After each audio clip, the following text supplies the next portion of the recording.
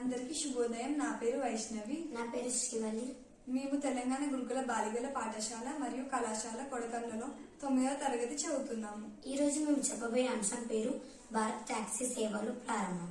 తొలుత ఢిల్లీ, గుజరాత్ లో అందుబాటులోకి 2 ఏళ్లలో అన్ని రాష్ట్రాలకు విస్తరిస్తాం. అమిత్ షా దేశంలో సహకార సంఘాల ఆధ్వర్యంలో నిర్వహించే తొలి cab booking platform Bharat taxi సేవలను కేంద్ర హోంశాఖ మంత్రి అమిత్ షా ఢిల్లీలోని విజ్ఞాన్ భవన్ లో గురువారం లాంఛనంగా ప్రారంభించారు.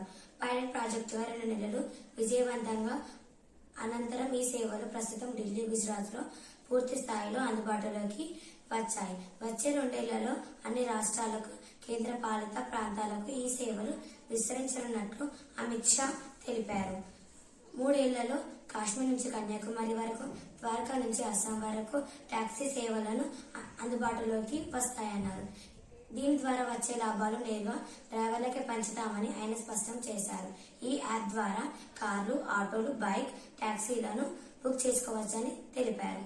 ప్రస్తుతం దేశంలో క్యాబ్ బుకింగ్ సేవల్లో ఊబర్, ఓలా, ర్యాపిడో వంటి ప్రైవేట్ సంస్థలు ఆధిపత్యం వహిస్తున్న నేపథ్యంలో భారత్ టాక్సీ వాటికి ప్రత్యామ్నాయంగా నిలుస్తుందని అధికారులు తెలిపారు. 2025 జూన్ 6న కేంద్రం ఈ యాప్ను రూపొందించింది. ఇది జీరో కమిషన్ సర్న్ ప్రైజింగ్ లేని విధానంతో పనిచేస్తుందని, లాభాలను నేరుగా డ్రైవర్లకే పంపిణీ చేస్తుందని 8 ప్రముఖ సహకార సంస్థల మద్దతుతో 2025 డిసెంబర్ 2న ఢిల్లీ, గుజరాత్లో పైలట్ ప్రాజెక్టుగా ప్రారంభమైంది.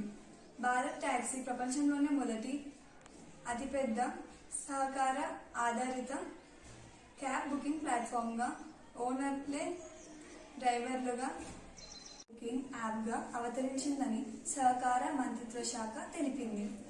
ఇప్పటి వరకు ఈ యాప్ ను 3 లక్షలకు పైగా డ్రైవర్లు, 1 లక్షకు పైగా వినియోగదారులు వారి పేర్లను నమోదు చేసుకున్నారని పేర్కొన్నారు.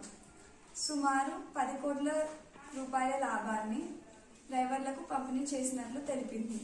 డ్రైవర్లకు సారథి పేరిట ఆరోగ్య బీమా, ప్రమాద బీమా, పదవి విరమణ ప్రయోజనాలను అందిస్తామని ఈ యాప్ వారు తెలిపారు. ఢిల్లీలో 7 చోట్ల సపోర్ట్ సెంటర్లు పనిచేస్తున్నాయి. ధన్యవాదాలు.